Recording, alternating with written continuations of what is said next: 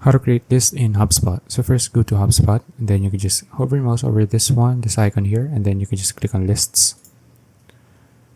Now from here, you can just click on create list here at the top right, and then you can just choose what kind of list you're going to create. So I'll just use the contacts here, and then click on next.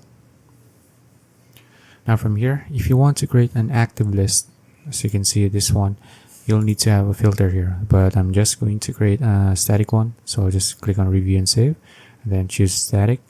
And then as for the exclusions, just choose the list that you want to exclude to this list here, and then choose the contacts that you want to exclude to this list.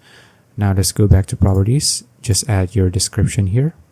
So just type in test here, then you can just click on save and process list.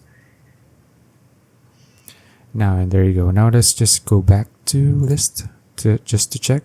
Let's refresh. There you go. Now I just created a new list. So that's it. If you found this video useful, please like and subscribe for videos like this. See you in the next one.